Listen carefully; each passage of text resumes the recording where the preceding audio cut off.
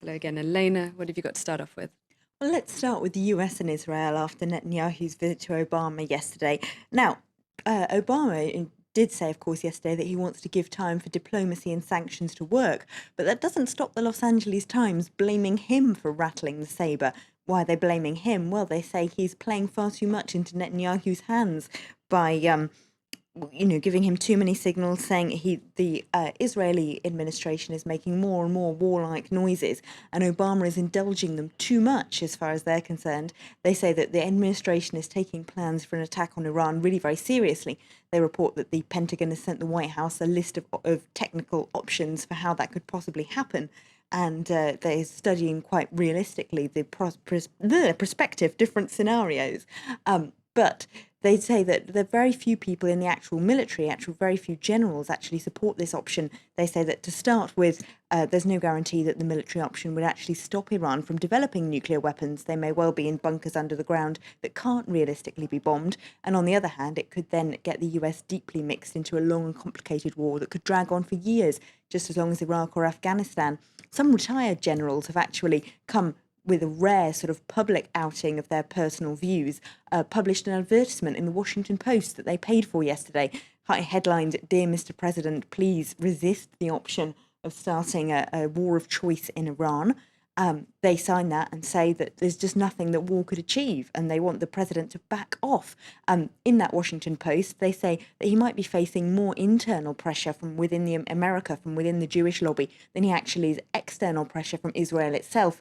They've been to some of the American-Israeli Congress speeches over the last couple of days, and they say that some senators, like Joe Lieberman, some strongly pro-Israel senators, are, if anything, agitating for war more than Netanyahu himself. And so Obama, and of course in an election year, is facing a substantial amount of pressure there. But Haaretz says in its editorial back in Israel itself that at least Obama is sticking to what matters. He's remembering that peace is the most important thing here, and that Israel's government would do well to internalize what he said yesterday. So those talks between Netanyahu and Obama took place in Washington. We're going to stay in the US because, of course, today is Super Tuesday. What are the papers making of that then?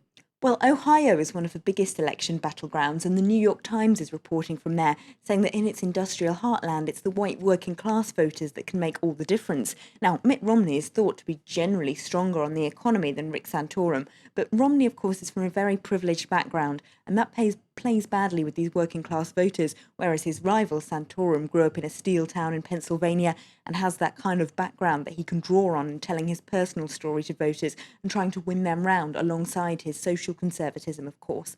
Now, they do say that overall Mitt Romney will probably win out amongst those voters because those who want a Republican president realise that he is the best place to beat Obama, but because of this row over just how wealthy Romney is, how much inherited wealth he has, how many close friends he has in very high places, it's given Obama's team a very easy door to push up when they're campaigning for this very same white working class electorate in November. The Huffington Post is saying this. They're looking beyond Super Tuesday today, saying that really Romney is the only one who can really get the delegates. We know he's going to win, but he's made it easier. This amount of split within the Republican Party has fragilized him and made things easier for the Obama campaign. Now, you've got more on this radio host who's caused a controversy by calling a woman a slut. Yes, one of the most popular conservative talk radio show hosts in the US, Rush Limbaugh, who said she called a woman who was complaining about how her health insurance doesn't cover contraceptives, and so her fellow students couldn't necessarily pay for them, a slut and a prostitute. This has caused an awful lot of anger, as you might imagine, among liberals and feminists in the US. But the Washington Post is saying that none of the Republican candidates have really opposed him properly. Mitt Romney just said he wouldn't use those words, whereas Santorum said he was only trying to be funny. So the paper says that as long as they continue to play like this into the hands of really right-wing talk show hosts, how can we believe that these candidates are going to stand up to Ahmadinejad and Putin on the world stage, they say, if they can't stand up to a conservative radio presenter here in America?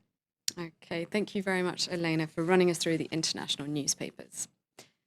You're watching live from Paris, a reminder of